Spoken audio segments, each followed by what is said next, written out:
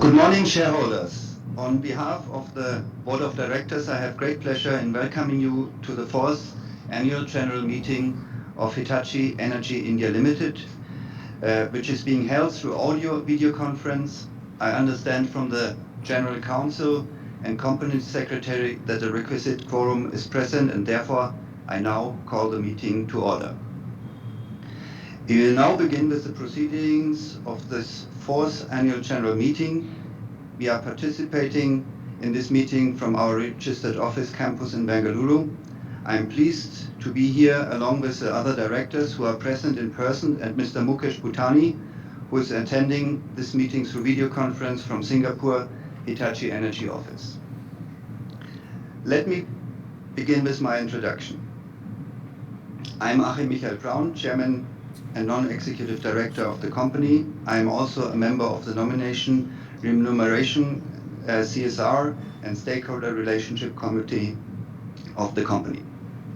We have with us Mr. N. Venu, Managing Director and CEO of the company. Venu is also a member of the Audit, Stakeholder Relationship, CSR, Risk Management and ESG Committee. We have Mrs. Meena Ganesh, Non-Executive Independent Director and Chairperson of the Stakeholder Relationship and ESG Committee, member of the Audit and Risk Management Committee. We have with us Mrs. Akila Krishna Kumar, Non-Executive Independent Director and the Chairperson of the Corporate Social Responsibility, Nomination and Remuneration Committee, member of the Audit Committee and ESG Committee. We also have Mr. Ismo Antero Haka, Non-Executive Director. Ismo is also member of the Risk Management and Stakeholder Relationship Committee. He's also the CFO of Hitachi Energy. We have Mr. Mukesh Bhutani, Non-Executive Independent Director, joining us through video conference. He's also the Chairperson of Audit and Risk Management Committee, member of Nomination and Remuneration Committee and Stakeholder Relationship Committee. We also have Mr. Ajay Singh, Chief Financial Officer of the company. Ajay is also a member of the Risk Management Committee. We have Mr. Puvana, General Counsel and Company Secretary. We also have with us the leadership team of the company who is joining us virtually. In addition, we have representatives from SR Batiboy and Associate LP Chartered Accountants, Statutory Auditors of the company, representatives from BMP & Co. LLP, Secretary Auditors, representatives of Ashwin Solanki & Co., Cost Auditors of the company, and Mr. S. Kanan, Scrutinizer. Thank you. I thank all the members for joining this meeting. I hope the members are safe and in good health. We are holding this 4th Annual General Meeting of the company through video conference in compliance with the circular issued by the Ministry of Corporate Affairs and Securities and Exchange Board of India. A live streaming of this meeting is also being webcasted on NSDL's website. The company has taken the requisite steps to enable members to participate and vote on this item. The company has received requisite authorization from Hitachi Energy Limited, appointing and authorizing representatives under Section 113 of the Companies Act 2013 in respect of 3,178,626 equity shares representing 75% of the paid-up equity share capital. Since there is no requirement of physical attendance of members, the requirement of appointing proxies is not applicable. The registers, as required under the Companies Act 2013, and the documents that are required to be kept open in terms of the resolutions provided in this AGM notice, are available for inspection by the members at the registered office of the company, and the statutory registers are referred in note number 8 and 9 of the notice convening the AGM are available for inspection by the members electronically during the annual general meeting. Members who have not voted earlier through the remote e-voting can cast their vote after conclusion of this meeting through e-voting facility. The e-voting facility will remain open for 15 minutes after the conclusion of the proceedings of this meeting to enable the shareholders to exercise their vote. The notice convening the fourth annual general meeting has been circulated to you, and with your permission, we will take the same as read. Since there are no qualifications in the statutory auditor's reports, with your permission, we will take the same as read as well. I will now request Puvana, General Counsel and Company Secretary, to brief you on the items in the notice convening the AGM. Thank you, Chairman. There are 6 items in the notice convening this 4th annual general meeting. First item pertains to adoption of financial statements and reports to the Board of Directors and the auditors thereon for the financial year ended March 31, 2023, as circulated in the annual report to the shareholders. Second item pertains to declaration of dividend. Third item pertains to appointment of Mr. Ismo Antiro Haka as a director, who retires by rotation at the annual general meeting and, being eligible, offers himself for reappointment. Fourth item pertains to approval of remuneration payable to cost auditors of the company for the financial year 2023-24.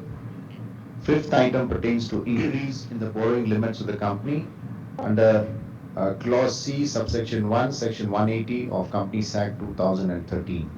Sixth item pertains to the appointment of Ms. Meena Ganesh as an independent director of the company. Thank you, and over to Chairman.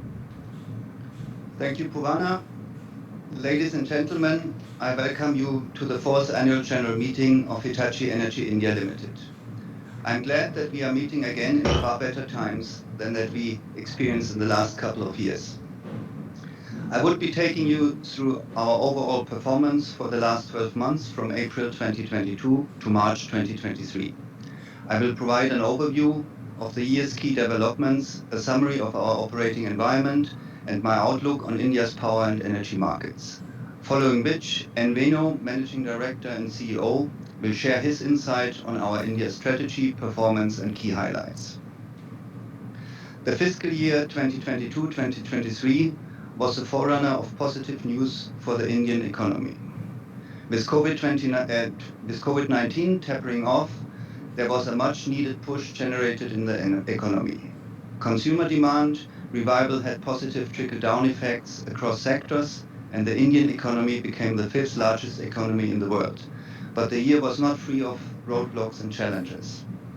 The ongoing Ukraine-Russia war impacted the global economic scenario. Oil and gas prices remained volatile, keeping the entire world on tenterhooks.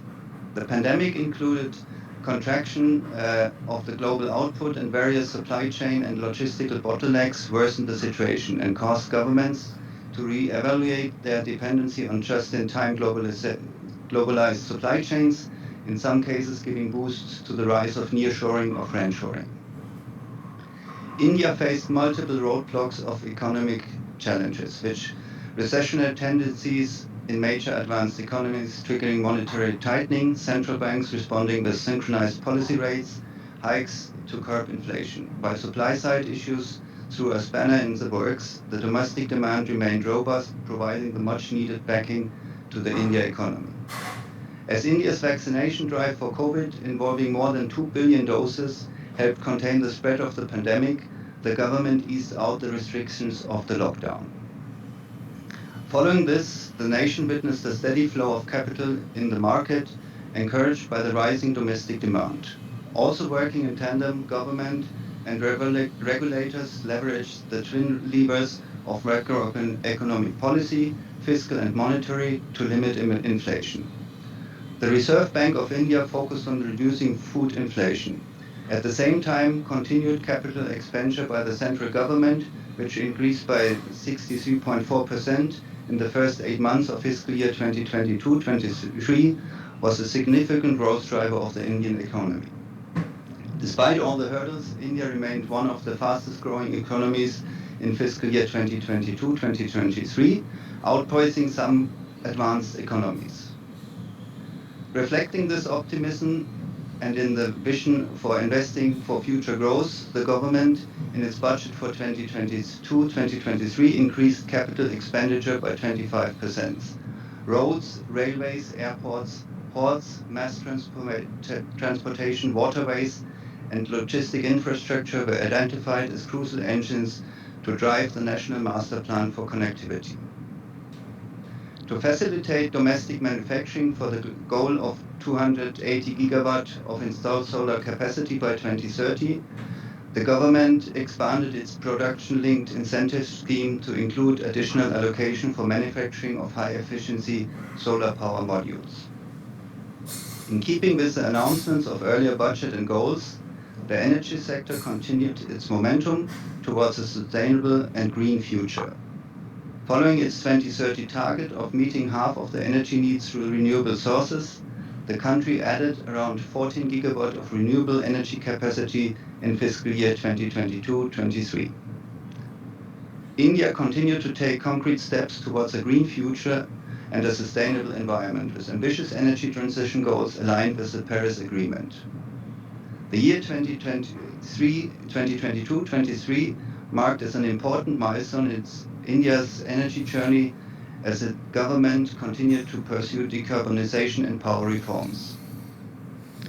This year was marked by some historic reforms toward capacity building for renewable energy sources, renewable manufacturing boost, electric mobility, coal gasification, and also the National Green Hydrogen Mission, demonstrating strong government will to help the country achieve its energy transition goals. India has been experiencing renewable energy sources like wind, solar, and biomass to achieve its energy goals. As of March 2023, the installed electricity generating capacity in the country is 412.2 gigawatts, comprising of 168.9 gigawatt renewable energy generation capacity, including large hydro, which is about 40% of the total installed electricity generating capacity. However, the gestation period of wind and solar-based electricity generation project is much less than of supporting transmission system. Hence, work on the evacuation infrastructure needs to commence well in advance to truly maximize the valuable utility-scale renewable parks. The government announced interstate transmission system for more 500 gigawatt of energy capacity and transmit the clean energy to the load centers. This plan includes setting several HVDC transmission corridors for the evacuation of renewable energy from areas like Leh, Kargil, and Batla with large solar potential. The world is experiencing the hottest ever summer, likely the hottest in about 120,000 years. The urgency to move away from fossil fuels is greater than ever. India's announcement that it aims to reach net zero emission by 2070 to meet the 50% of its electricity requirements from renewable energy sources by 2030 is a hugely significant moment for the global fight against climate change. The energy transition in the country is also being driven by the greater electrification of transport and infrastructure as well. It is estimated that India has to have 80 million EVs on its roads to meet the 2030 ambitions. Also, the Indian Railways is undergoing a massive upgradation and expansion led by rail electrification and the adoption of an energy-efficient system. They have already announced very sizable tenders for high-density corridors or Mission Rafta.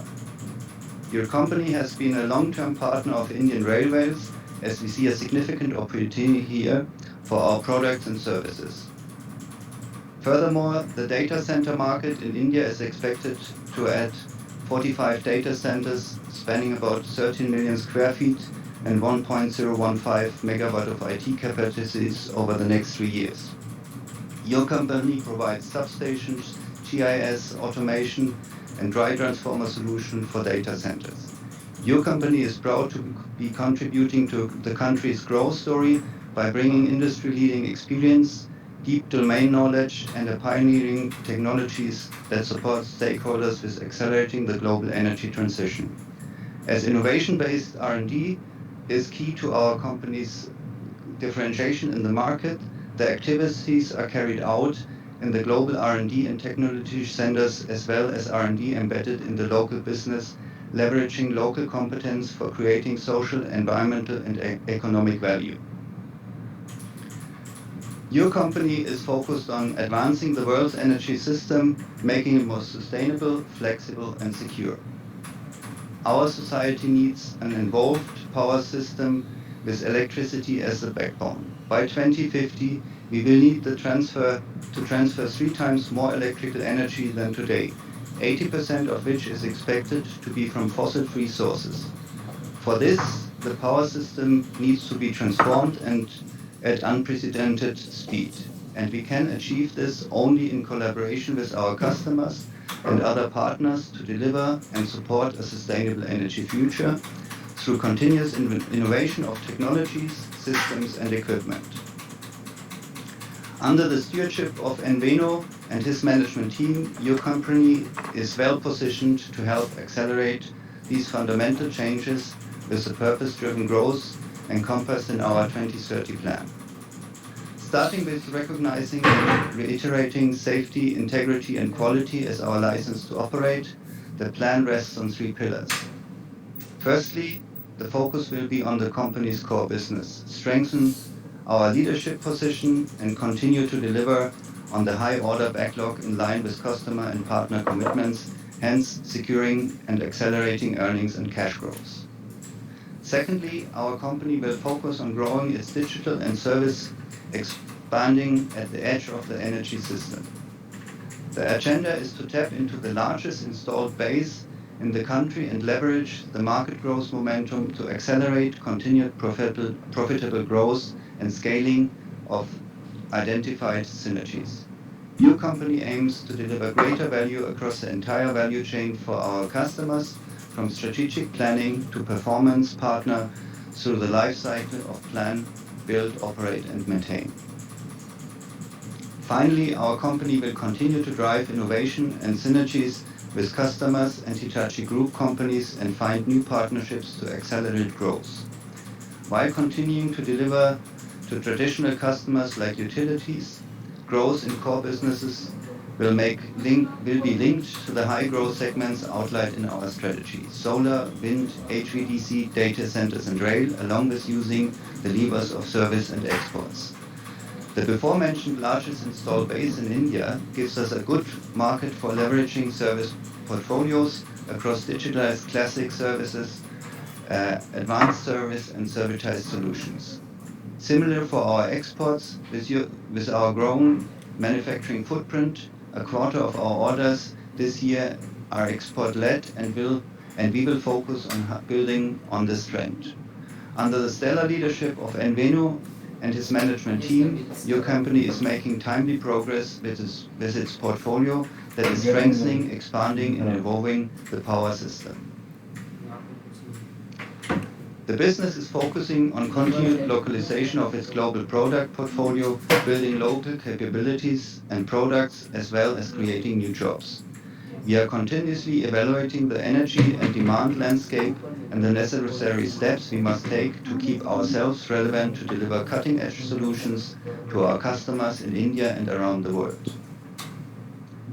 Furthermore, all these activities are undertaken after critical evaluation through the lens of sustainability. The Environmental, Society and Governance Committee of the Board of Directors continue to provide oversight and course correction to your company's actions towards becoming carbon neutral in its own operation. Within the past year, we have taken significant steps to accelerate the company's growth. I look forward to Enveno, MD and CEO, sharing the milestones we have achieved during his presentation for you today. The International Monetary Fund has forecasted a slowdown in global growth from 3.2% in fiscal year 2022 to 2.7% in fiscal year 2023, dampening great growth. But the Indian economy is expected to continue its rapid growth trajectory in fiscal year 2024, driven by several factors, including the transition towards a cleaner energy sources. The growth momentum is expected to continue despite global headwinds and tight financial conditions, supported by solid domestic demand and a pickup in capital investment. The government has continued pushing for capital expenditure and private consumption demand for a healthy and stable performance. India is currently the world's third largest market for renewable energy, and the government has set ambitious targets to increase the share of renewable energy in the country's energy mix. The Indian government's push towards green growth is visible in its budget. The Ministry of Power has released a comprehensive plan to evacuate power from planned renewable capacity addition of 335 gigawatt by 2030, entailing transmission capex of 2.4 trillion rupees. Your company sees a strong business potential in capex. Activity picks up in areas of transportation, data centers, e-mobility and manufacturing, where it has a diverse product portfolio offering in the form of traction transformers, dry-type transformers, switchgears, SCADA system, to name a few. Furthermore, the government's initiatives have been complemented with a focus on building robust energy systems, developing energy storage solutions, and investing in smart grid technologies to manage the variability of renewable energy sources.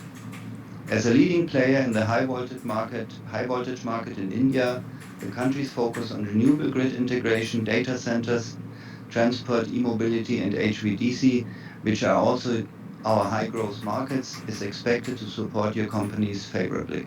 In addition, the global parent company Hitachi Limited announced the acquisition of the remaining shares from ABB by the close of December 2022, well ahead of schedule, further strengthening Hitachi's Energy's 2030 plan. Completion of its acquisition by Hitachi Limited will provide opportunities to accelerate the synergies between businesses and functions. Before closing my address, I would like to share my utmost gratitude for our entire workforce for the resilience and commitment which helped us sail through even in the challenging phase. For our company, the prime focus remains our people. The company continues to attract top talent due to its inclusive culture and the immense opportunities to nurture their talent. The people strategy aligns with the company's ambition to be pioneering technology leader. I would also like to extend my gratitude to all our customers, channel partners, shareholders, suppliers, banks, financial institutions, the government and other stakeholders for their continued support, partnership, and invaluable contribution in facilitating our operations in India amidst difficult times. I remind our shareholders for their continued investment in our vision and strategy.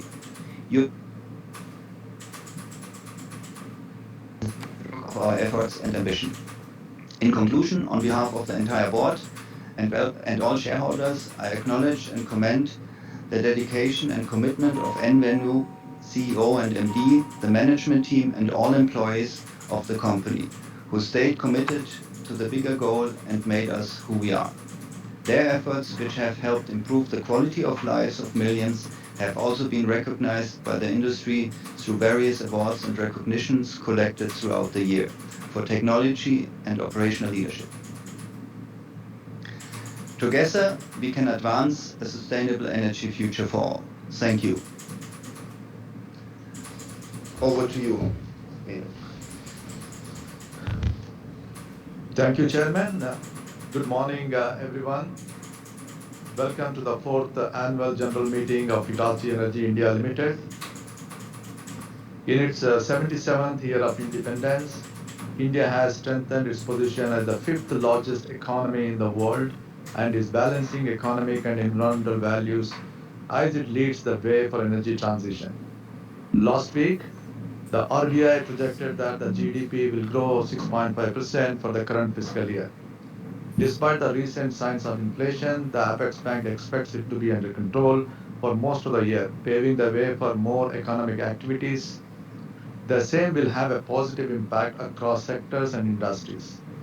In parallel, the country is well on its way to achieve milestones towards its ambitious target of net zero by 2070. Your company, Hitachi Energy India Limited, will continue to play its role in expediting India's seamless transition to clean energy. On this positive note, I welcome you all and thank you for joining us for the fourth annual general meeting. In the following few slides, I'll provide an overview of the year, how we continue progressing with our purpose, advancing a sustainable energy future for all. Achieving what we have achieved, coming this far in our journey in the last 4 years, would not have been possible without our stakeholder support, including you, our employees, discerning customers, and partners.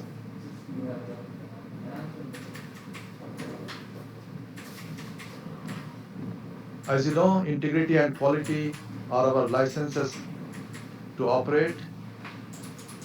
Through the year, we remain focused on learning from our past high potential incidents, upholding integrity in all spheres of our work, following the code of conduct to the word and nurturing quality with continuous improvements in its process.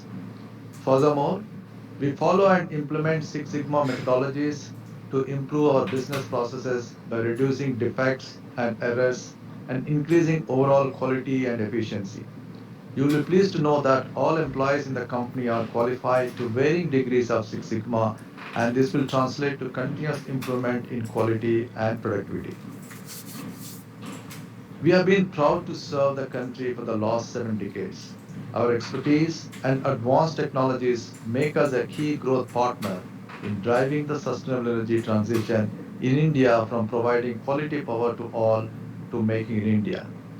With more than 2,300 employees across 19 factories in 8 manufacturing locations and 18 sales touchpoints nationwide, Hitachi Energy in India is committed to serving its discerning customer base across the power value chain.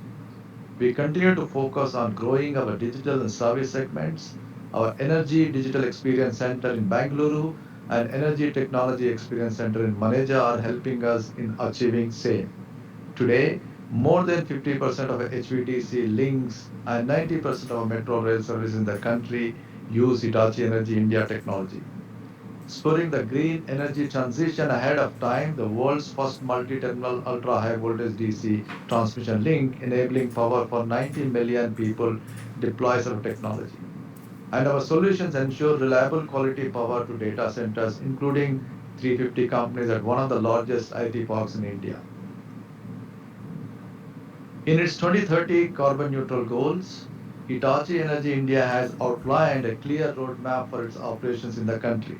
We have adopted a comprehensive approach by combining grassroots efforts with top-down strategies to meet the urgent demands of a carbon neutral future under the 4 pillars of people, planet, peace, and partnership. You would be proud to know that we use 100% fossil-free electricity in our daily operations. Additionally, we have reduced 18% in total energy consumption, 16% in total water consumption, and overall 45% reduction in total greenhouse gas emissions compared to the baseline of 2019. Initiatives like using solar power for our project site offices, installation of rooftop solar panels across factories in Maneja, and switching to environmentally friendly fuel, piped natural gas from diesel, have helped us to remain on track to achieve our carbon neutral targets. Our 2030 target also include a 50% reduction in CO2 emissions along the value chain from customers to suppliers. One key step to the same is introducing greenhouse gas-free technology solutions. The company remains committed to advancing a sustainable energy future for all. In doing so, we stay invested in our partners throughout the customer life cycle to plan, build, and operate. We continued with our quality engagements, from meeting in person to virtual events with stakeholders along the energy value chain. And through these, we seek to shape and assist India's energy transition, from policy standards to on-ground application in Tier 2, Tier 3 cities. Keeping pace with such evolving needs of the energy value chain, Hitachi Energy India continued its investments in building world-class manufacturing facilities, with a focus on sustainable solutions and cutting-edge technology. In the last fiscal alone, we doubled our manufacturing capacity with our greenfield power quality factory in Bangalore and inaugurated our greenfield HVDC and STATCOM converter valve factory in Chennai. We have also inaugurated a new transformer component factory in Vadodara, the first manufacturing facility in India to produce a resin-integrated paper bushing up to 400 kV voltage level. Our other new factory in Maneja is dedicated to the producing operating mechanism for circuit breaker. This facility serves the growing demand from both global and local customers. Also, the company introduced three-phase 145 kV GIS manufacturing in its Savli production unit. These investments exemplify our commitment to driving progress and contributing to India's role as a global climate tech center. Our financial year 22-23 performance has again demonstrated our focused strategy to diversify our portfolio to improve the bottom line. In this period, we have seen consistent order growth and progressive margin recovery. In the financial year 22-23, we booked our highest ever orders totaling 6,817 crores and revenue stood at 4,483 crores. Profit after tax at 93.9 crores, resulting in an EBITDA margin of 5.6%. We closed the financial year 22-23 with an order backlog of 7,070 crores, which provides revenue visibility for close to 20 months. Your company is trusted for its exemplary standards of corporate governance, and it is a legacy we work hard to preserve. We were one of the first companies in India to institute an ESG board at the board level to help us navigate our sustainability goals. And this year we are proud to present the first Hitachi Energy India Limited integrated annual report. The annual report gives a comprehensive insight into our purpose and vision, strategy, performance, and priorities. We have aimed to demonstrate how our ESG strategy combines with the corporate strategy to create economic, environmental, and social value aligned with the company's vision of making the world's energy system more sustainable, flexible, and secure. Hitachi Energy India Limited was listed on March 30th, 2020. Our shareholders who stayed dedicated to Hitachi Energy and believed in its journey could see how our shares valuation has consistently outperformed the index. This cements our confidence in our purpose and our ability as an organization to deliver value to all our stakeholders, from customers to shareholders, employees, and society at large. As a pioneering technology leader, we actively collaborate with our customers and partners to enable a sustainable energy future for current and future generations. We specialize in providing sustainable solutions that help meet the increasing demand for electricity with minimum environmental impact. Our commitment to excellence and expertise is visible in the diverse range of projects we have undertaken. From cutting-edge power system factories to advanced manufacturing facilities, our new projects are geared towards meeting the growing demand for electrification through clean energy solutions, enhancing grid reliability, and facilitating the integration of renewable energy sources nationally. In financial year 22-23, we secured the first HVDC city in feed order by Hitachi Energy worldwide. The HVDC light transmission system will help bring 1,000 megawatts of power to Mumbai. This transformative project linking Kudus to Mumbai not only addresses the city's soaring electricity demands, but also serves as a crucial step towards achieving Mumbai's ambitious goal of becoming the first carbon neutral city in South Asia. Hitachi Energy India is actively engaged in supporting India's renewable energy goals. In this endeavor, we have secured the order to supply power transformer for India's largest renewable energy park. As part of this project, we have provided 10 315 MVA 400 kV transformer manufactured at our transformer factory in Vadodara. In fact, it is the largest rating of transformer used for solar power evacuation to date in India. Hitachi Energy India is transforming India's energy landscape and impacting diverse sectors, including revolutionizing rail and metro transportation with its advanced power automation solutions and transformer. Be it our locally designed and engineered Scott transformer for the Vande Bharat Express to enabling digitalization and optimization assets through our T-Export ecosystems. We are constantly pushing the boundaries. At Hitachi Energy, we are helping customers to overcome the complexity and capacity challenges required for the transition towards a carbon neutral energy system. Core industries, heavy engineering, and manufacturing remain the bedrock of our successful economies. Typically energy intensive, many leaders in capital goods, metal and mining, etc., are seeking ways to reduce their carbon footprint. We provide technical expertise, services, engineering advisory, reliable, efficient products, and automation to advance this journey. Data center is one of the 6 high growth segments that we believe will bolster future performance at Hitachi Energy. With one of every 3 data centers in the country deploying our technology, your company has a solid foothold in this nascent market. In financial year 22-23, we won several orders from leading data centers and global web services companies for electrification solutions, including dry-type transformer, switchgear, etc. With more than 70 years of our presence in the country, today we have world-class facility addressing local content requirements with faster execution. We continue to invest and expand our manufacturing muscle to meet local and global demand. Some of the factories are part of our global network of feeder factories. It shows our quality and operational excellence. Through these factories, we are increasing our supply of power quality products such as vertical brake disconnector to the US market and gaining traction as a trusted partner. Over the years, we have strengthened our position in the global supply chain network and served many utilities in far shore locations with orders from utilities in South and Latin America, Eastern Africa, and other countries. We are building an essential link to the global supply chain network. As a pioneering technology leader, we serve to increase access to affordable, reliable, sustainable, clean, and modern energy for all. Innovation-based R&D is key to our differentiation in the market.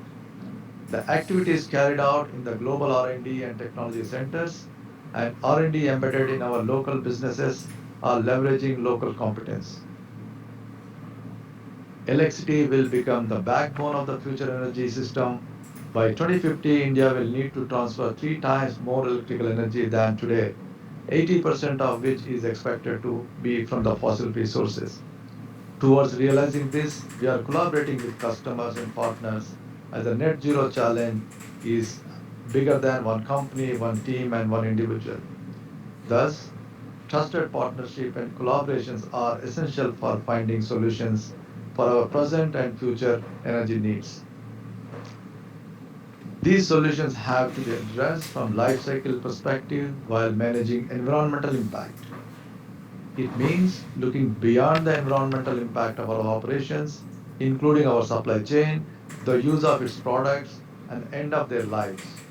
In this vein, here are some innovative solutions that Hitachi Energy introduced to the market in 3 years since its formation. Econic, an eco-efficient portfolio for reducing environmental impact and increasing energy efficiency while future-proofing technology investments. HVDC light technology helps expand transmission capacity, minimizes environmental impact, and improves the power supply's quality. Grid Emotion is a scalable, modular, and fully customizable solution for a large-scale EV charging of a smart public and commercial transport. Railcare, it enables asset and O&M managers to reliably and cost-effectively optimize systems performance and protect crucial power assets. Asset management helps utilities and industries ride the winds of electricity market change. Our asset management services give a comprehensive asset inventory in the form of single line diagrams for the ultimate user experience with easy access to nameplate, performance, and reliability data. Econic is Hitachi Energy's eco-efficient portfolio for sustainability, where products, services, and solutions are proven to deliver exceptional environmental performance. By eliminating the use of SF6 gas, Econic portfolio sharply reducing the greenhouse gas potential of HV products. Further, it helps enable energy and resource efficiency by reducing operational cost and environmental risk while improving safety. Most importantly, it allows future-proofing life cycle investment through technologies designed to meet existing and future energy demands. India's 7,600-kilometer long coastline has the potential to generate approximately 140 gigawatt of electricity from the offshore wind, and the oceanic range of floating technologies are game changers. These innovative offshore portfolio of products, solutions, and services helps reduce cost, increase safety, and improve efficiency for the offshore segment. Overcoming the rough climatic and stability demands, this range of transformers and reactors are built for floating applications and will be critical in enabling reliable offshore wind energy integration with grid connection and energy storage. Our vegetation manager is a turnkey closed-loop resiliency system that optimizes cut plants and helps utilities prevent vegetation-related issues, improving system reliability and long-term grid performance. HVM is a highly scalable, intuitive, and leverages artificial intelligence and advanced analytics to improve the accuracy and effectiveness of an organization's vegetation management and planning efforts. It predicts emergent risks, optimizes cut plans, and provides a single source of truth for vegetation data. Innovation for enabling a sustainable energy future has to be nurtured and developed by generations to come. Innovation and have been focusing on building talent with this mindset to ready the workforce of tomorrow towards creating better and more progressive society. At Hitachi Energy India, we are driving the Women in Engineering program to promote gender equality and empower women in the engineering workforce, thereby increasing diversity and inclusion. In partnership with Sikshana Foundation, the program was launched in 2020 and has been involved in 2 batches of students already. The program identifies girl students with aptitude and interest in pursuing core engineering from Tier 2 and Tier 3 cities, however, are restricted by economic situations. Under the program, we not only ensure financial scholarship provides them with essential tools like laptops, but also provides soft skill training, career planning, mentoring by our employees, industry visits, and interactive sessions with our senior management. We hope to use this experience to continue expand the network of girls who benefit from this program. We have partnered with the leading colleges, institutions to build future-ready professionals, researchers, and innovators who could contribute to developing and managing smart grids, a critical factor in India's carbon neutral commitments. Some of our key partnerships are the Smart Electric Grid Laboratory at NIT Warangal, which not only strengthens collaboration between academia and industry, but also serves as an example of how young graduates could get a deeper understanding and work on a path-breaking project on developing smarter grid. At IIT Roorkee, we are setting up an integrated monitoring and analytical center in a sustainable smart campus. The project includes establishing an integrated energy and digital platform representing intelligent and innovative energy, transport and waste management structures for sustainable living. Also setting up a new labs for integration, control and protection at IIT Kharagpur and e-mobility charging infrastructure commissioning, testing and trials at IIT Madras. Also, we are creating asset modeling and diagnostic lab at BVM Vallabh Vidyanagar College. Under the Diversity 360 program, we are implementing people-focused initiatives, which include promoting diversity of thought and inclusion as they are key to our success. Today's workplace has to be diverse and inclusive to be attractive to potential employees. A workplace where everyone can bring their best and authentic self to work. Ultimately, it's the diversity of thought as a source of innovation and growth. Collaboration of people with different backgrounds and perspectives are critical for our long-term business success. It takes time to change and adapt. In addition to diversity in experience to cater to the fast evolving energy landscape, We aim to increase gender diversity to 10% by 2025 from 8% across middle management and top leadership positions through enhanced talent attraction and development programs. Furthermore, our leadership pillars to encourage all-round development and focus on our employee well-being and workforce safety remains integral to us. As a global leader in technology, we continue to drive thought leadership conversation, shaping the sustainable energy future by empowering businesses, societies, and individuals. In financial year 22-23, we have attended several industry events like Electrama, InnoRail, India Smart Utility Week. In these events, we showcased our cutting-edge technologies and solutions and have been part of some insightful discussions on shaping India's energy ecosystem.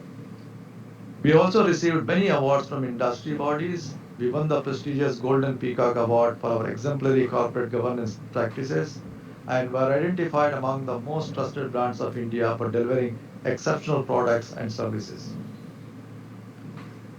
We have placed sustainability at the core of our mission with a firm promise to lead the way toward a sustainable future for everyone. Our strategic plan for sustainability 2030 outlines key priorities and commitments towards conducting business sustainability and responsibility. As a technology and innovation leader, we are well positioned to drive these fundamental changes through our 2030 plan, where the midterm plan for 2024 is our first key milestones, which focused on continuously strengthening our power grid's core business, doubling up on digital and services, and expanding at the edge of the energy system, creating synergies, partnership, innovation, M&A to accelerate growth. In order to spread the value across the entire value chain of our customers, we have to plan, build, and operate, maintain phases which will design and provide sustainable solutions for our customers and partners, helping to advance the world's energy transition. In closing, I would like to summarize. You have seen many instances where we demonstrated how we are continuously investing in the planet, people, peace, and partnerships. We look forward to your continued support as we strive to strengthen our leadership position as we advance a sustainable energy future for all.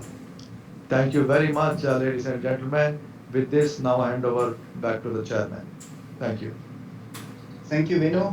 A very good presentation to show what we do. I now request Puvana, General Counsel and Company Secretary, to explain the sequence of the process of voting on the resolutions placed before the members. Thank you, Chairman. The Companies Act 2013 and SEBI listing regulations provide for electronic voting. Accordingly, the company had provided its members the facility to cast their vote through the remote electronic voting system administered by NSDL. Facility for voting at the meeting has also been provided for members present here and who have not voted yet. Members may please go to the voting page of NSDL e-voting website and cast their vote after the conclusion of this meeting upon announcement by the chairman. The company has appointed Mr. S. Kannan, Company Secretary from Mr. S. Kannan and Associates, Company Secretaries, Bengaluru, as scrutinizer to scrutinize the votes cast at the meeting and through remote e-voting in a fair and transparent manner. Since the AGM is being held through video conference or other audio-visual means, and the resolutions mentioned in the notice convening this AGM have already been put to vote through remote e-voting, there would be no proposing or seconding of resolutions. All members who have joined the said meeting are by default placed on mute by the host to avoid any disturbance arising from background noise and ensure smooth and seamless conduct of the meeting. There were two options provided by the company to shareholders to ask questions. One, by registering a speaker shareholder to ask question at the AGM, or by sending email to the designated email ID specified in notes 19 and 20 to the notice convening this fourth AGM. For members' convenience who could not get themselves registered as speaker shareholder or could not send their questions in advance, we are also providing chat facility at this AGM to raise questions, if any, during the continuance of this AGM. The chat box has been made available in the VC login of the members. Once the question and answer session starts, the moderator will announce the name of the shareholders who have registered as speaker shareholder one by one. Only the audio of the speaker shareholder will thereafter be unmuted by the moderator. To start speaking, the shareholder is requested to click the video on button only once and wait till the video is on. If the shareholder is not able to join through video for any reason, the shareholder can speak through audio mode. While speaking, we request the speaker to use earphones so that speaker shareholder is clearly audible. Minimize any noise in the background. Ensure Wi-Fi is not connected to any other devices. If there is connectivity problem at the speaker shareholder's end, we would request the next speaker to join in. Once the connectivity improves, the speaker shareholder may be called again to speak once the other speaker shareholder's turn is completed. We would like the speaker shareholders to limit their speech to 3 minutes. During the AGM, if a member faces technical issues, he or she may contact the helpline number mentioned in note number 23 of notice convening this AGM. Thank you, and over to Chairman. Thank you, Puvana. I will now ask the moderator to call one by one those shareholders who have registered to speak at this AGM. We will answer the questions after all shareholders have spoken. Moderator, please call the shareholders to speak. Sure, sir. Our first speaker member is Mr. Sadanand Sastry. Request you to kindly unmute your audio and video, and you may proceed with your question.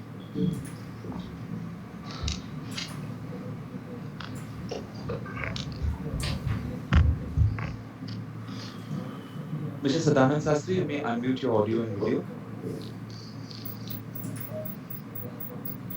I am audible. Yes, sir, you are. You may proceed. So are you seeing me? No, Okay. sir, you are audible. You can proceed, sir. Okay. Good morning, sir. I am Sadananda Shastri from Bangalore. My number is 1170-2201. Chairman, sir, I will go according to your report only and none other than that. As per page 3, it is fine that you have provided India's position in energy market to update the knowledge and focus area, whether it is possible to the company to achieve target of 2030 in the present situation of growth. Page number 4 and 5, financial and sustainability height. Statistics given in this page would be a guidance to others. But however, despite such an ample of order, the growth of net profit is bigger. What is the reason? Page number 11, energy TEC, whether the company prefers to introduce artificial intelligence. Page number 12, the picture of laying the solar panels is real or imaginary because the place of the plant is not mentioned, and why the such vast ground is wasted instead of putting the ground for best use by adopting rooftop system. Page number 18, extracting wind energy would be more convenient, easier, perennial, and also 24/7 generation than solar. Why not company give priority to wind energy to save the ground and make cost cheaper? Page number 30, company carrying its activity with a smart size of 6 directors. Whether it is possible to achieve things with this small size goal. Page number 35, I am a member of your ABB India also. Here, I am in confusion whether ABB India is subsidiary of Hitachi or Hitachi is subsidiary of ABB Limited. Because one time you have said that you have no subsidiaries. Page number 23, board's report. Revenue is showing negative growth by 467 crores. And very peculiar position is both operating profit and net profit showing similar negative growth of 110 crores. Please clarify. Page number 96, renewable evacuation. Whether Bangalore Metro is left over or no such contract with Nama Bengaluru Metro? If so, why? Page number 156, balance sheet. Your plant property is increased by 17 crores, but depreciation expenses decreased by 15 crores, which seems not proportionate. Please clarify. In trade receivables, credit impairment, and overage of 52 crores are kept in. How do the company manage for its realization? Equity capital continuing without variation, but other equities growing up. Why can't the company stabilize the capital further by declaring bonus shares to reduce the borrowings and the liabilities of 1,790 crores and additional finance cost? Employees cost is reduced by, and the number of employees also reduced by 260. Then the other expenses lastly, writing off has become a routine. What is the problem with what is the problem with the debtors? And a new item of exchange and price difference of 27 crores cropped up. What is this? Whether it is recurring or one time. Austerity measures needs for improvement of growth of profit. Thank you very much, sir. See you next year. Thank you so much. We now invite our next speaker member, Mr. Mohan Krishnaswamy. Request you to kindly unmute your audio and video and you may proceed with your question.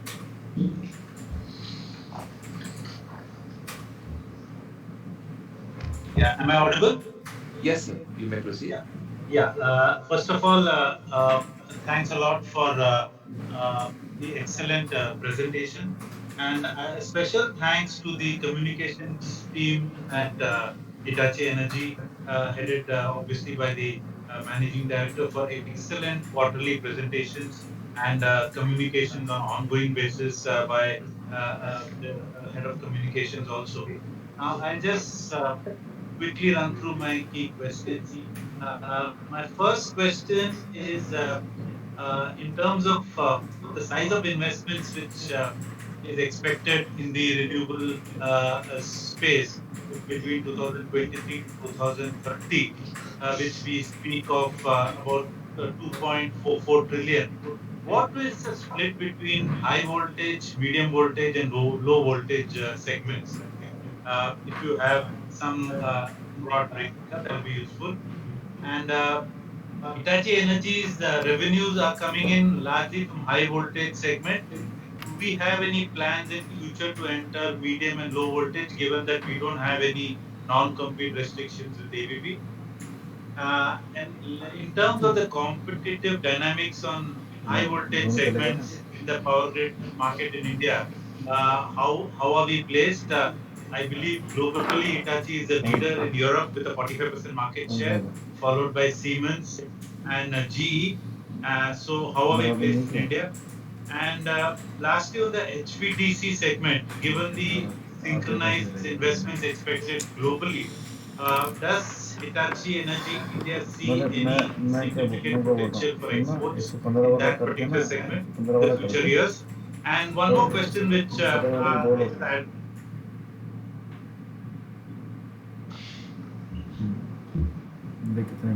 So we are unable to hear you. Mr. Mohan, there seems to be a connectivity issue. We will just check Mr. Mohan's connection and get back. In the meanwhile, we'll move to our next speaker member, Mr. Santosh Kumar Saraf. Request you to kindly unmute your audio and video and you may proceed with your question.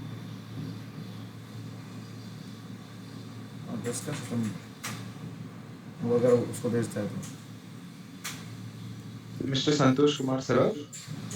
hello. Yes, sir. We can hear you. You may proceed with your question. Just a minute. Respected Chairman, Board Member, and my fellow shareholder, my name is Santosh Masraf. I am from Kolkata. First of all, namaskar to all of you, those are present in the today meeting. Sir, I want to know the future plan of the company, and sir, thank for dividend. And sir, what is the step taken for further growth? And what is the new technology introduced this year, sir? And lastly, sir, what you done, what is step taken to empower more female employee? And I thank to Bheja, sir. Bheja is very good. Their service is very good. So hope in the future to keep and hire them as a nothing to say, sir. Only I ask for BC meeting in the future because in BC meeting, Pan India soldier order can be joined and express their view to our employees, sir. Last is I request you to send my well wishes to all our workers, those are working, because they are hard working, we are growing. So, sir, please, Secretary, send my well wishes to them. Thank you, sir. Thank you so much. We now request our next speaker member, Gautam Nandi. Gautam Nandi had registered as a speaker shareholder but has not connected to the meeting. So we move to our next speaker shareholder, Aspi Besania. Request you to kindly unmute your audio and video and you may proceed with your question. Sir, can you see me and hear me? Yes, sir, we are able to hear you. You may And proceed see with your me? question. Whatever seeing me, I can see the video. Yes, sir, now we Yeah, can see no, you. okay. Sir, I'm Aspi from Bombay. Sir, thanks for giving me an opportunity to talk. And I would request you to continue with hybrid AGMs next year when the physical AGMs start. Sir, year on year, our profits have reduced, even considering the 12 months ended March 22. What are the reasons for that? Although the revenues increased, the profits are reduced. However, I'm pleased that our market price has increased substantially. The quarter one of 23-24 was not as good as quarter four of 22-23. Any reasons for quarter four being much better than Q1? So can I expect balance three quarters to follow quarter one of current year or quarter four of last year? The orders on hand now. What are the orders on hand now? End of Q1 or end of the year, orders were 7,000 crores. Our Q1 revenue was 1,000 crore. And in the presentation, it was mentioned that these orders will be executed over 20 months. So there is no growth seen in the revenue for the next 3 quarters also. So can you give the breakup of orders from government, including railways, and non-government orders? So in Q1 comments, it was mentioned continued details in chips and electronics impact revenue and profitability. Somewhere I read about glut in chips. If you can comment whether there is a glut or a shortage of chips. So, government is pushing for hydrogen. Are we prepared for hydrogen? I would request our company secretary to be more shareholder friendly and share his cell number or someone else's cell number if he doesn't want to share. The inventories and receivables have increased a lot. Please try to control those also. So thank you very much and all the best for the future.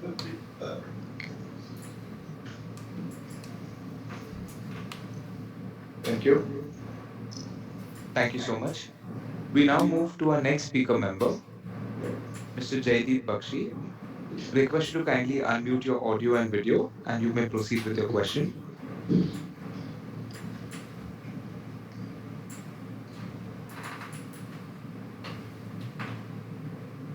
Mr. Jaideep Bakshi. Yes, sir. Very good morning, Chairman, MD, and Board of Directors. Myself, Jaideep Bakshi, connecting from the city of Kolkata. Thanks to our company secretary, Mr. Purvana, for giving me an opportunity to express my views and presenting a detailed and informative, colorful annual report. And also to our Visa events for conducting this video conference in smooth manner, and to the entire secretary department for conducting this video conference. Sir, in your initial speech, you shared the business landscape of both present and future, and it's a very vivid and in-depth presentation, sir. So we are the prominent player in power technology as demanded for electricity is increasing day by day. Kindly highlight our technological advancement program. Our new products have been well displayed in page 14, and so revenue on from geography wise also in page 199. Sir, our data center marketing expenditure, present day communication. So our plans to add 45 new data centers in the coming years. Kindly throw some light on this. So we are into the transformer component factory opened at Vadodara. How much is the capacity utilization over here? And the metro rail is now the most modern and bringing revolutions. So any new projects like that are coming up also. So our company's energy technology tie-up regarding this. What is our capex program for R&D for future years for bringing out more sustainable products for the end users? So what is the further tie-up, any further tie-up with reputed institutes for further new innovative development and reduce in our field. So, what is the capacity utilization of our manufacturing units and plans for further growth on different segments for melding experience with innovation and take company to new greater heights? And what is the expected order book position for the coming years? Sir, our mobility is converting from fossil fuel to electric vehicle. Our thought process in this regards. Sir, any new technology input for digital electrical network growth and minimize environmental impact. So, page 11, our 90 million people through the world's first multi-terminal UHVDC transmission link has been well explained, and also the facility for round-the-clock power for 350 companies has been well explained in page 11. And also in your speech, you referred about the helping out to the in vegetable program and helping out to the farmers, also a very good initiative. And also for the awards which you have received, congrats to the all employees and all the staff involved regarding bringing out this achievement. And also our ESG program has been well explained in page 117. And also for the CSR activities, return to the society has been good. What is our target for putting up new solar panels in different units? So our inventory position is a bit higher side, mentioned in page 185. Nothing that more has supported all the resolutions and hope, sir, under your leadership and the help of the board of directors, provides maximum value to customers through development and solutions and remain a leader in the energy field and continue with the faith and trust of all the stakeholders. Sir, continue with this video conference. This helps us to get connected from different places. Thank you, sir, for giving an opportunity with the company. All the best in the coming years. Thank you, sir. Thank you so much. We now move to our next speaker member, Mr. Satish Shah. Mr. Satish Shah had registered as a speaker shareholder but has not joined the meeting. So we move to the next speaker member, Mahesh Kumar Bhupna. Mr. Mahesh Kumar Bhupna also had registered but has not connected in the meeting. Hence, we move to our next speaker member, Rahul Kumar Paliwal. Request to kindly unmute your audio and video, and you may proceed with your question.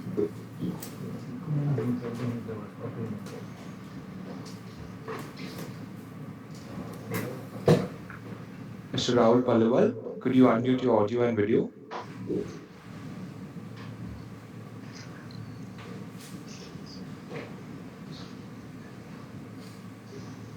As there's no response, we move to our next speaker member, Mr. Ankur Chanda. Mr. Ankur Chanda, we request you to kindly unmute your audio and video, and you may proceed with your question. Yes, sir, you may proceed.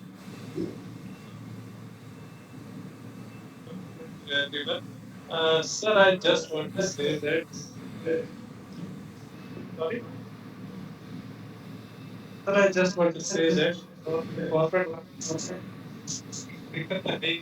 So your voice isn't clear. If you could just get sir असल closer में to your mic. Traffic में हूँ, traffic में side में रुका हूँ, तो इसलिए थोड़ा सा वॉइस में दिक्कत आती है। Okay, sir. So now we are able to hear you. Okay okay sir, बस यही चाह रहे थे।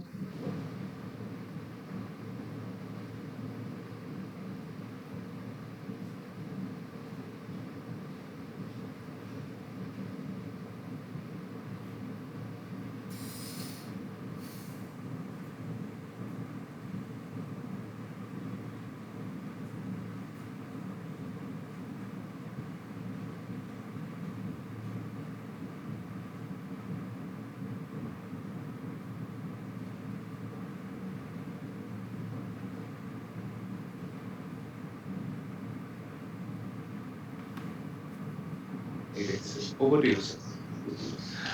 Thank you very much. To deal with the question raised by our members, I will be joined by N. Venu, Managing Director and CEO, Ajay Singh, CFO, and Puvana, General Counsel and Company Secretary, who will deal with the questions, comments which they are better placed to respond. Thank you, Chairman. Thank you once again. Thank you very much for all the shareholders who asked the questions. So we would like to combine because some of the questions are actually are the same asked by other shareholders. So we would like to combine those questions while answering that. So first of all, really want to thank you for all your wishes, and we continue to work the same way what we have been doing. We have a very clear strategy, as you have seen our 2030 strategy. We will be working together, working with our employees, shareholders, and customers in creating the sustainable energy future product system services and software in that. So if I take a couple of questions from Mr. Sadananda Shastri. So basically asking whether India can achieve 2030 strategy, 2030 targets. I think how we view is that, as I told you, the energy transition or sustainability challenge is bigger than one individual, one company, and one nation. It needs lot of co-creation, working together, and that's what is the order of the day in that. We definitely know that these challenges set by the government of India is quite ambitious to reach this 2030 targets, and India needs to do at least 3 to 4 times what we have been doing it now. So, but at the same time, we see a lot of action from the government as a catalyst, being a government, as a catalyst, they are creating a lot of policy related framework in terms of the production linked incentive schemes. So the whole supply chain is available locally, and we are in a better position to implement those things in a faster at a scale that is required for this transition in that. We believe that this is possible, this is achievable, but we need to do a different way of doing it. We need to do one time we have to do the engineering so that we can manufacture in 3-4 times, and then we are able to deploy 3-4 times with that. So our way of approaching, a way of how we approach those things need to be re-looked, and we see that many of our customers are working towards that. So with all that, we believe that it is possible very much, and it is us to ensure that this is required, because this is so much required for our ensuring our planet is sustainable in that. Moving to a couple of other questions of you, Mr. Sadananda. I think yes, the company using artificial intelligence in some of our products and some of our portfolio, and which are basically our software related stuff in that. So on the solar panels, pictures of solar panel is what we have shown is right now is a imaginary thing, because right now the government has an ambitious plan to set up 20 gigawatt of solar on the lake project. They're also looking at the transmission evacuation of this particular generation. So for that, our company has received the orders for doing the consulting work for right now the consulting, because it's a very high elevation. So we need to look at the electronics and the conductors work over there, what's the behavior. For that, we have received the order from our customer PGCIL, and we are working on that. But it is a very good initiative from the government of India to set up a 20 gigawatt of of a solar plant in Leh, because that's where a lot of sun radiation is available, and it has a huge capacity to do that. And regarding wind and solar, this energy transition required various technology. The pathway to decarbonization is not straightforward. You need a multiple technologies. We need a multiple fossil free resources. So wind is a one. Solar alone cannot do it. We need solar. We need also wind, because solar, the sun shines during the day, but the wind blows in the night and the evening. So that's a complementary for around the clock energy supplies in that. So wind and also offshore wind to reach our carbon targets in that. So with regard to the your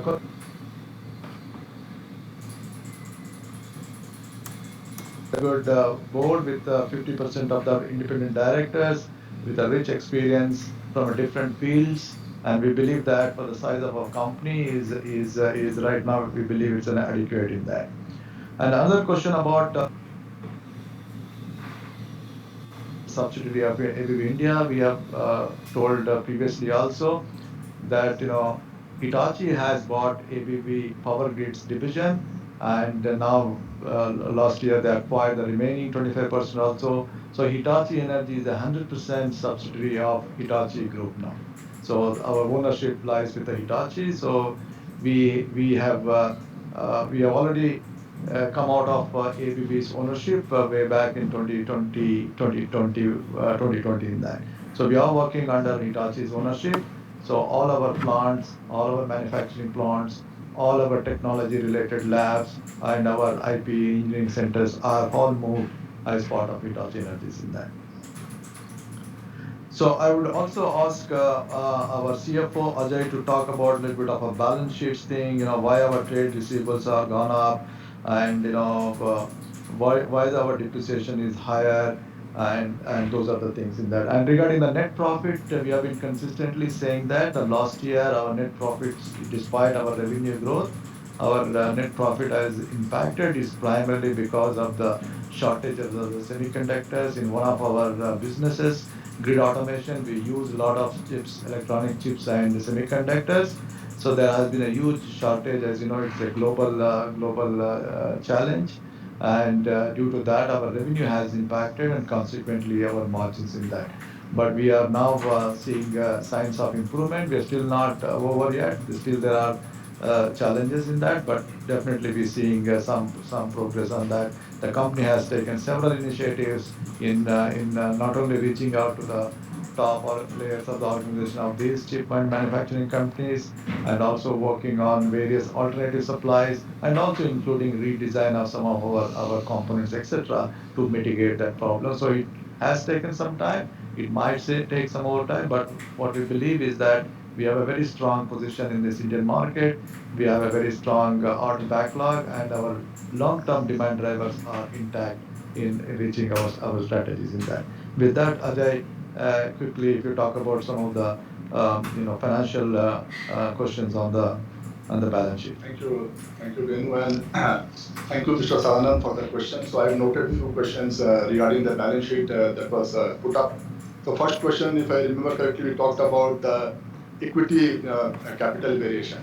So normally if you see the equity, that basically represents the accumulation of the profits, and I understand the giving bonus will not reduce the borrowings. So basically issuance of the bonus will consider later on as we progress. Then there was one more question basically on the plant and depreciation and PPE. So if you see the numbers in the balance sheet, the numbers basically, the corresponding period numbers corresponds to the 15 months period, whereas the current period corresponds 12 months period. So that is why you see there is a delta. Otherwise, it is quite consistent, and we do not see any major variations as far as the depreciation is concerned. And same is basically when you compare the revenues if you see the comparable, it's not directly comparable, because the revenue numbers for the previous year is of 15 months, whereas the current month is for 12 months.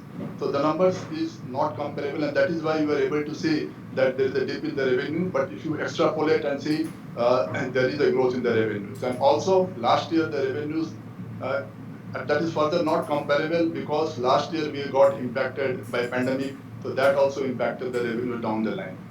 Regarding the net profit, yes, net profit got impacted last year mainly because of the supply chain constraints that we have, mostly on the semiconductor shortages as explained by our MD.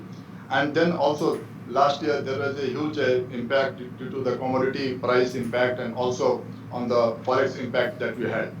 And there is one more question that I could see was basically on the trade receivables part. So trade receivables, if you see trade receivables, we are very closely monitoring our trade receivables, and we have a dedicated approach to drive the trade receivables. We have a dedicated team. We basically work on the forecast every month along with our business team as well as the front end team. Wherever there is a requirement, we form a task force. Wherever there is a specific focus is required, we involve our top management, and there is a huge focus on that. And always we prefer the cash over revenue approach, and that is how we are driving the trade receivables over and above that receipt. Another question I could recall is regarding the employee cost, basically. So employee cost, if you see, again, compared to the previous period, again, it is a 15-month versus 12-month. But if you interpolate and see, our employee cost is generally increased by around 6-7%, which is nothing that but normal, ASR, the increment that we give. Other than that, we are consistent. Overall expenses also, if you see, it is not comparable, but still if you see overall as a percentage of revenue or other expenses, if you see, it is hovering around, last year also it was around 21%, this year also it is more or less hovering around 21%. So it's fairly consistent, I would say. So these were the few questions, from Mr. Sadanand that I could recall. And when if you allow me, there is one question which I got from Mr. Aspi. If you allow that, I can also address those. That was basically on the inventory side. So inventory, yeah, there is an increase in inventory normally because of the headwinds that we see in the markets. And as you know, semiconductor is one of the issues where the inventory is got accumulated. So we are literally focusing on the liquidation of all the inventories, and wherever we are having WIP inventory, there is a huge focus on liquidation of that. So there is already a drive from the management side. And the receivables also, which I had already covered, there is a huge focus and drive, and our endeavor is that basically we come out of this liquidation, and overdue receivables is a huge focus that we drive as a company as a whole. One question, if I remember, was on these doubtful debts, that is the bad debts. So we have a basically, as a company, we have a policy to wherever there is a required based on the aging and the current trend. Also, depending upon the customer specific issues, we go ahead and as a prudent accounting policy, we take a provisions, but it doesn't mean that we are not going to liquidate those receivables. We drive those receivables, and our idea is to get those receivables as much faster than as that is the drive that we're taking. Yeah. These were the few questions that I recall on the finance side. Thank you, Ajay. The one shareholder actually who has registered as a speaker shareholder, he could not join, but he has sent out questions. I just want to read out so that some of the answers also getting covered in that. So his name is Mr. Rahul Paliwal. He's a shareholder, and the questions are: what are the key changes being made in business, products, market approach, and beyond in the last 1 year? In railways, there are significant opportunities emerging, but no orders are pouring into our basket. Any reason for the same? Can you share examples of successful implementation across domains in the last 1 year? Where company is going to focus most in the next 1 to 3 years for growth? Which product line vertical? Market is giving many opportunities like green hydrogen, EV, industry 4.0 and beyond. 2 degrees temperature limit to exist. Where is Hitachi Energy going to focus on being in the energy space? Which odds are higher value? Which are the few new products, tech verticals which are being discussed on board to bring from parent entity? Please share the progress on last year made. EV portfolio, when you are going to launch the flush technology for EV charging. What is your vision for the future of energy management? What is the capacity utilization level across plant as of Q4 end? More or less, you are still struggling with the 1,000 crores top line and fight for better and respected margins. How do you see this panning out in the medium term of 1 to 3 years onwards? How are we going to constrain our fixed costs so that top line growth can kick our bottom line? respected numbers are going forward. So these are the couple of questions from Rahul Poliwal. So moving to the next set of questions from Mr. Mohan Krishna Swamy. So thank you, Mr. Mohan, for your nice words, and we continue to engage with our shareholders actively. So if your first question talking about 2.44 million trillion rupees investments as part of the energy transition where the government has earmarked. So what's the split between the high voltage, medium voltage, and low voltage? In our view, and the bulk of that is for the energy transition related, which is the high voltage, the creating the grids, HVDC, STATCOMs. You recall in one of the earnings calls I've been talking about. Earlier we used to have one HVDC project coming into the market for every 5 years. Now we see at least almost every year one HVDC project. So that's a huge shift on the building of the grids, etc. So bulk of this, close to 75 per 70 to 75% of these investments are for the high voltage, ultra high voltage segments in that. The rest is on the medium voltage side, etc. So your question was Hitachi Energy is largely on high voltage segments of the power grid market. You are true to some extent, but we play right from the generation, transmission, distribution, and consumption standpoint in that. So our technologies, be it the product, system, services, take care of all that. It is true that majority of them are there, but we do have our our distribution transformers. The distribution transformers will go into the low voltage and medium voltage segment as well. We do also have the automation solutions which go into the medium voltage distribution and also the consumption standpoint in that. So all these things will go into the electrification solutions in the rail, metro systems, building, infrastructure, and data centers in that. So yes, you are right that we do not have any non-compete restrictions to ABB because that's how the deals work. However, we have always have a clear strategy. Our strategy is that our technology, be it the product, system, services, is around the enabling the grids, etc. In that. So beyond that, also since it's a forward-looking, so as you know, as part of our company strategy, we do not make any forward-looking information at this point in time. We cannot discuss as it would be seen as a forward-looking. What we can say is that we would like to partner with our customers through the plan, build, and operation phase of their energy transition and life cycle. We remain open to engage in collaborations, partnerships, organic, inorganic growth avenues in that. And your next question about competition dynamics, high voltage segment, it is true that we are a global leader in terms of when it comes to in the transmission segment, and we remain the same also in India because last year with our HVDC, Mumbai order, and with other things, we are by far is the number one in that. And next question of yours is, given the massive and synchronized investments in HVDC, does Hitachi view significant export opportunities high growth? So we have been consistently saying when we started our company 4 years back, our exports were in the range of 15% of the total orders. But we said consistently we brought the exports to 25% ahead of the curve. Our target was 25% by 2025. We at least were doing 2 years ahead of the curve in that. So we are building up our manufacturing using India, also not only for Indian market, but also for the rest of the other markets where we are planning to do that. And your last question was that on the resolution 5 of the AGM enhancing the borrowing limit thing. Thank you for your consent, but just to clarify that we are very strong view that we are in a very huge growth momentum, because the growth momentum in terms of the large mega projects which have come for a bidding, and we are actively pursuing it both inside and outside of the country, and that needs an urgent requirement of capital for some time short term. As you have seen, we do not have any long-term debt. What we have is only a short-term debt, and we always try to take short-term debt in a quarters and then try to close in that.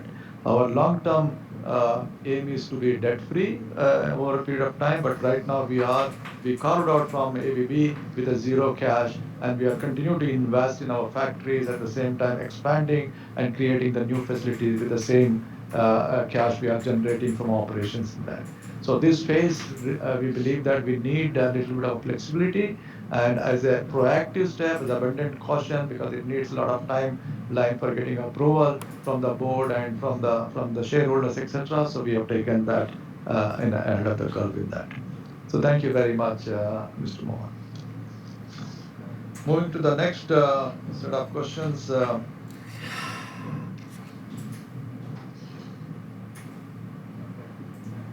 From Satish Kumar Saraf from Calcutta. So future plans we have explained. I just wanted to reiterate because the many shareholders were asking. We have a very clear strategy. You can see the plan what we are told, what we have articulated in our last slide, the 2030 strategy. Our future plans are we continue to build on our core power grid core. The power grid is our transformer portfolio, our high voltage portfolio, our grid automation portfolio, and our HVDC, our STATCOMs, HVDC, STATCOMs, and our substations. These are our core power grid portfolio, and we continue to build on that, and we continue to expand. We can expanding our manufacturing factories and expanding our footprint, localizing the existing factories. So those are all continuing things there. And the second one is we have a huge install base. We have been present in India for the last 75 years. Okay, so we have a huge install base, and we would like to leverage the install base by productizing our services, by digitalizing some of our service offering. So we will be doubling up our efforts on digital and service and expanding at the edge of the grid, which is energy storage, data centers, etc. And the third one is this needs a lot of collaboration, co-creation, working together with the customers, stakeholders.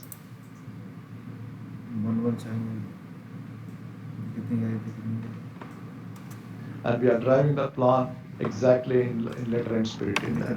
There are also a couple of questions on our capex. I think we have been investing after carved out since even during COVID. We have not stopped investing. We continue to invest both together with our greenfield expansion as well as our brownfield expansion together. Our capex run rate is in the range of 100 crores per year, and this has been the case for the last 3 to 4 years, and we continue to see the same thing in going forward in that. And thank you, Mr. Santosh Kumar, very much for asking this question about female employees. This is very close to us, and for our organization, it's also very close to me personally. We will taking all the actions to ensure that the female participation is more, our female employees are more in our organization. One of the initiative we talked about is women in engineering, and because we find that even with the market, the women talent is not available because they are primarily going towards IT and other related things in that. We created an initiative to select the women in engineering from tier 2 and tier 3 cities, and then we are like a mentoring throughout their 4-year degree courses, right from sponsoring them and providing their industry visit, bringing them to our factories to see our products, see our technology, how our employees do work, etc. So all those things we believe that in future it will help us to get more women employees. Thank you very much for your support and trust on that. Moving to the next question from Aspi Besania. Thank you very much for your questions. And regarding your hybrid, I think as far as possible, as the regulations allow, we will try to do to our best so that more and more shareholders do attend in that. So on the profit reduction, we already talked about is, and orders on hand, we said 7,000 crores orders are on hand, which has a visibility of more than 20 months revenue. And we have a very clear strategy from the beginning. We are articulating it that we are taking a lot of actions and focusing on a high growth segments, and these will enable us to grow ahead in the market. And we also been very consistent telling you that if the market is growing X, and we want to grow higher than X, and that has been clearly demonstrating for last several quarters consistently uh, uh, from us. And the revenue growth, the breakup of government and non-government. So we have roughly around 15 to 20% is the government, and the rest all non-government order backlog in that. Um, we have already answered your electronics and chip shortages, and hydrogen is a one question, at least a couple of shareholders have asked for. Hydrogen is one of the key growth enabler, and it's also alternative energy carrier, right? We also said that energy transition needs many pathways. It is not only one, it's not only solar or not only wind, but we need solar, we need wind, we also need storage, but we also need green hydrogen. Hydrogen produced through the green fuel and also able to transport in that. So we have a clear value proposition to offer. We will not get into the process standpoint because that's not our core competency, but our core competency is in the energy standpoint. How do we optimize our energy? How do we bring that hydrogen produced at the lowest cost using our energy? So those are the things where we play. We are very active. We are discussing with all the potential customers as we move forward in that. And inventories and other things have already, my colleague has already answered on that. So moving to the next shareholder, Mr. Jaideep Bakshi, I think from Calcutta. So a lot of our questions we all answered. Technology, we talked about new product revenue. Data center is the one area from the beginning, ever since we carved out, we said data center is one of our key growth segment. We have a good value propositions to offer to our customers, and we know the data center, the technology for the energy standpoint. And as I told you, almost one out of every three data center is powered through Hitachi Energy technology in India, and also is a global in that. We continue to drive this. We have a dedicated, go-to-market strategy for this. We are very actively participating in that, and every quarter you see our results. We are also showing that how our orders are tracking in that particular segment.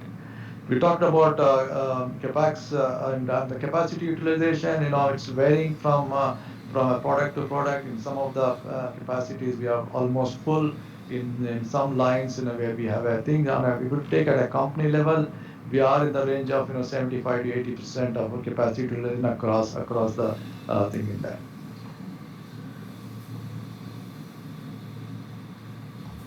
I think rest of the questions we have clarified, and then let me go to the last shareholder, Mr. Rahul Paliwal. So we again, what changes being made in the business products? So we have a very clear strategy, 2030 plan. So once again, I want to reiterate for sake of all the shareholders, we want to grow on a power grid core. Power grid core is our transformer, our high voltage, our grid automation, our HVDC, our substation. That's a core. And we will be doubling our efforts on service and digital and expanding the edge of the grid. And the third, which is important, it's not possible to do everything by alone. We need partnership, co-creation, working with academia, working with the industries, working with the customers, and that's exactly is our strategy, and we remain on our strategy, and we are driving the strategy there.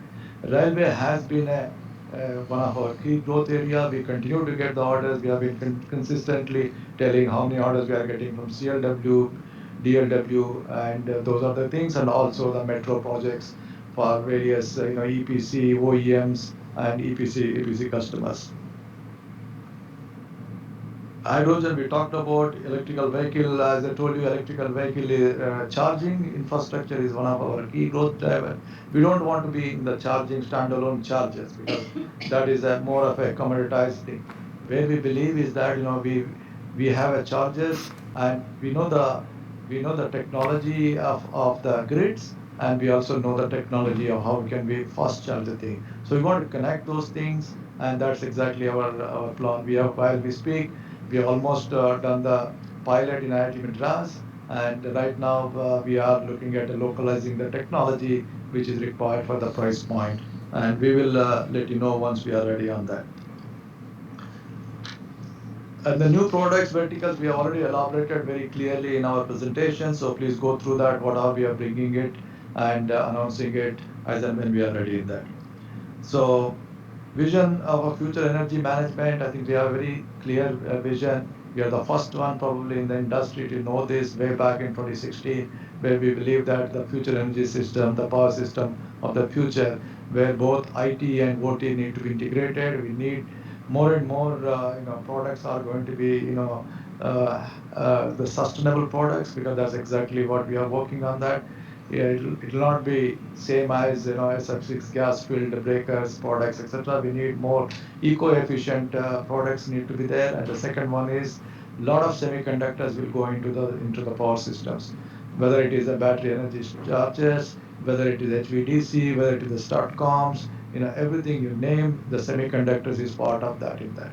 And the third one is, which is also very important, that digitalization is extremely important in this evolving grid. Because why do you need the digitalization? Because we need to know the transparency of the electronics by so much of renewables are penetrating into the grid. So you need to have a better operating, better control, better management, etc. So this is how the whole energy systems is going. In our view, the future energy systems are more sustainable, flexible, and secure, and because electricity will be the backbone of the entire energy system. Because today the electricity is around 20% of the whole energy system, and all the studies are looking towards that. It's going to be double in the next 20 years, and that needs complexity of the grids increasing to that much of size. So we need more of those products, digitalization, sustainability, and semiconductors to address those things in that.